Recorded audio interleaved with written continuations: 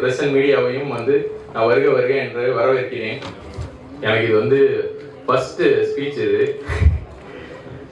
So Sakthivel அண்ணா, அப்புறம் Balasakthivel sir, அர்ச்சனாமா, பாலா, டைரக்டர் ஷெரீப், நமிதா, அப்புறம் அமுதவாணன் அண்ணா, ஸோ மியூசிக் டைரக்டர் விவேக் மோவி, ஸோ இவங்க எல்லாருமே ஸ்டேஜில் இருக்காங்க.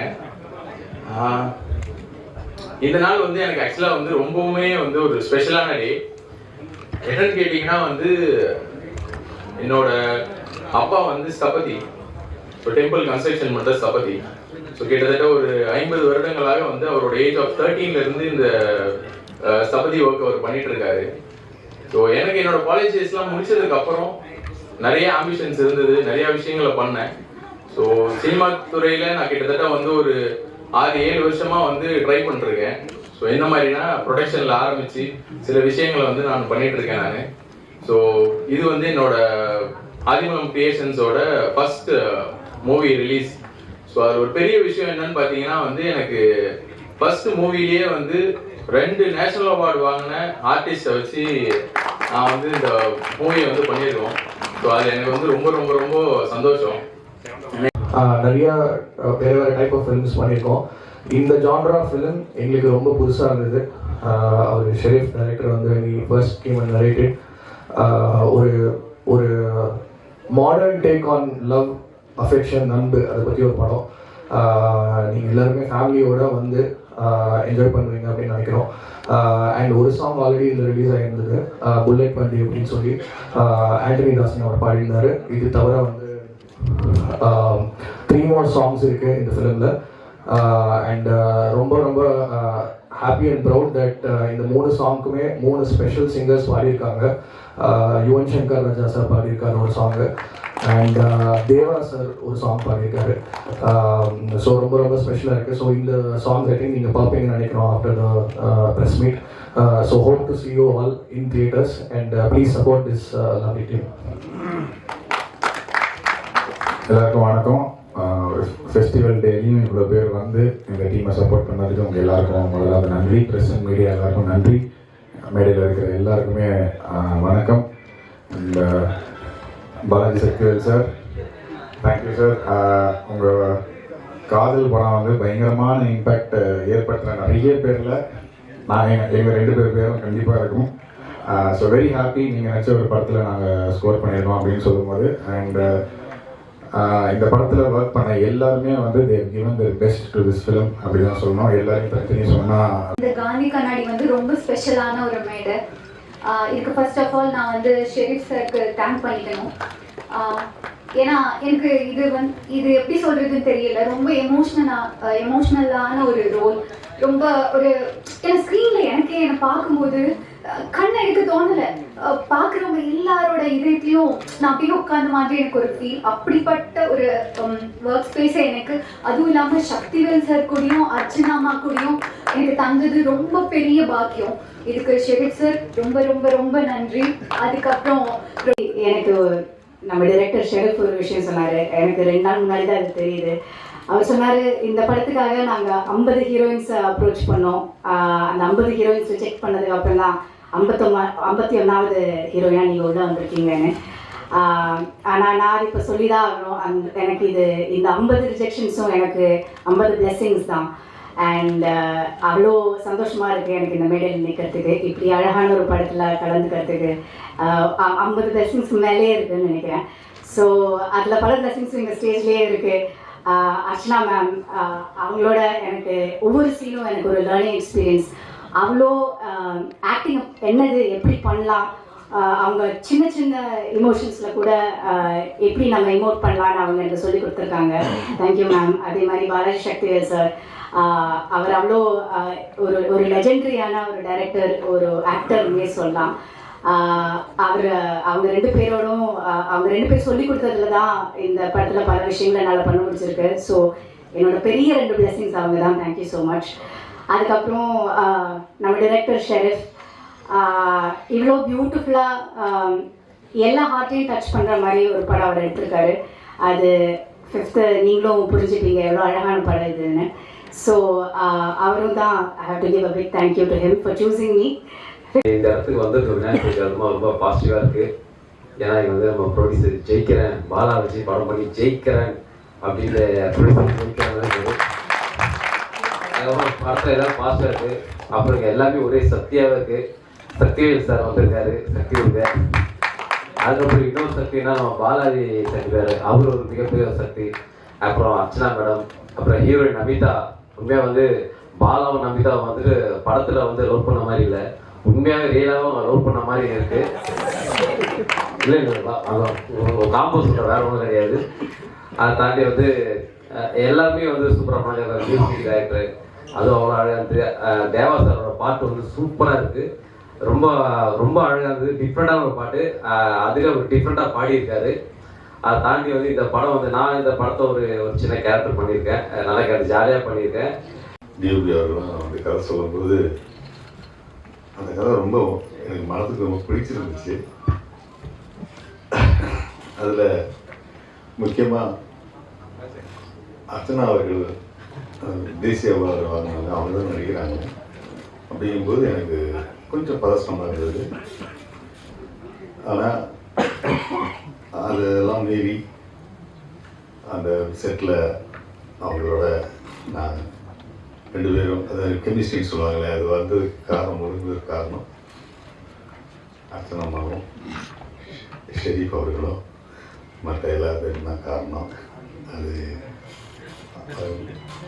ஏன்னு சொல்கிறதுக்கு இல்லை. முக்கியமாக நான் சொல்ல விரும்புறது இந்த தயாரிப்பாளர் ஜெயிக்கிறன் அவர்கள். அவங்க வந்து ரணம் அப்படிங்கிற ஒரு படத்தை எடுத்தவர் தான் ஷெரீஃப் அவர்கள். அதுக்கு மாறுபட்டு இந்த கதை, அது வேற ஒரு ஜானர்னா இது ஒரு வேற ஒரு ஜானர். அந்த கதையை ஆரம்பித்த கொஞ்ச நேரத்திலே அவர் வந்து ஓகே சொல்லி இந்த படத்தை ஸ்டார்ட் பண்ணாங்க. இதான் வந்து உண்மை. இதில் ரொம்ப எனக்கு இந்த ப்ராஜெக்டுக்குள்ள ரொம்ப நுழையத்துக்கு மிக முக்கியமான காரணம் கதை. இந்த டைரக்டர் அப்படி அதை மீறி பாலா கதாநாயகனாக அறிமுகமாகும்போது எனக்கு ரொம்ப ரொம்ப திருப்தியாக இருந்துச்சு. டிஓபி அவர்கள்லாம் வந்து கதை சொல்லும்போது அந்த கதை ரொம்ப எனக்கு மனதுக்கு ரொம்ப பிடிச்சிருந்துச்சு. அதில் முக்கியமாக அர்ச்சனா அவர்கள் தேசிய அவார்டு வாங்கினாங்க, அவங்க தான் நடிக்கிறாங்க. அப்படிங்கும்போது எனக்கு கொஞ்சம் பதஷ்டமாக இருந்தது.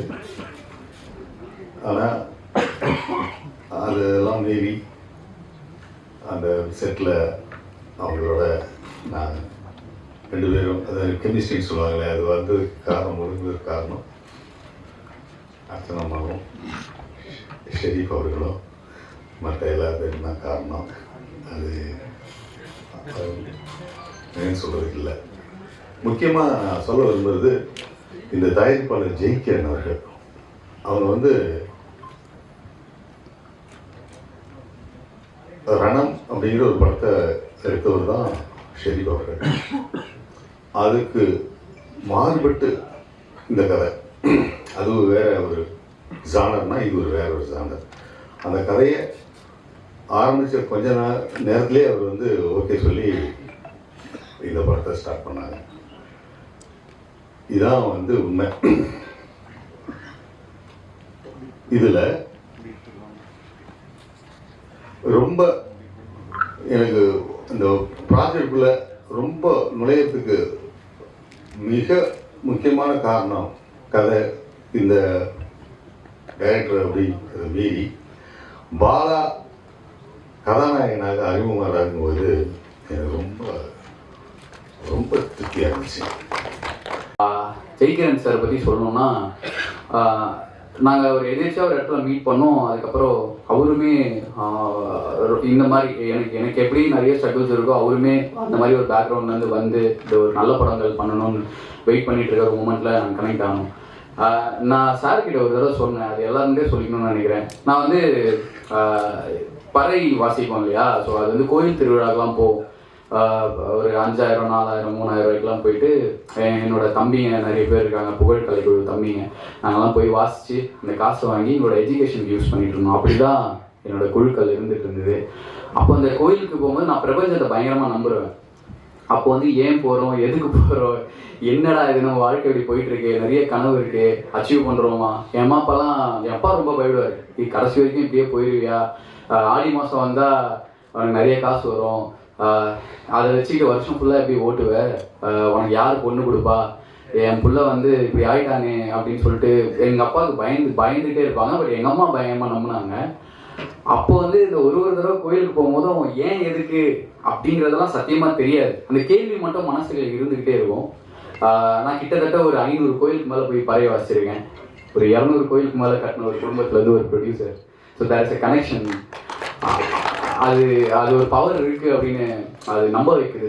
சில சம்பவங்கள் நடக்கும் பொழுது நான் கதை சொல்லி ஒரு ஃபர்ஸ்ட் ஆஃப் சொல்லி முடித்தோடனே, பிரதர் இதுதான் பிரதர் நம்ம பண்ணோம், இது செம்மையாக இருக்குது பிரதர், இது பண்ணலான்னு இமீடியட்டாக சொல்லி வித்தின் 1 hour பாலாக்கு அங்கேருந்து, பாலா டெல்லியில் இருந்தார், அங்கே கால் பண்ணி பாலா ப்ரொடியூசர் இந்த மாதிரி சொல்கிறாரா, நீ உனக்கு ஓகேவாடா அப்படின்னும், பாலா அங்கேருந்து ஃப்ளைட்டில் ஆன் தி வே இந்த 1 hourல நடக்குது.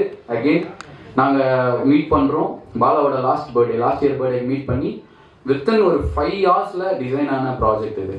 ஸோ இவ்வளோ ஷார்ட் டைமில் ஒரு மனுஷன் ஒரு டீமை நம்ப முடியுமான்னு கேட்டால் அது எனக்கு சீரியஸாக தெரியல. சார் சொன்னார், ஜெய்கரன் சார் சொன்னார், லாஸ்ட்டு படம் ஷூட்டிங் ஸ்பாட்டுக்கு நான் வந்து பார்த்துருக்கேன், உங்கள் டீம் பண்ணிடுவீங்கன்னு தெரியும் அப்படின்னு சொன்னார்.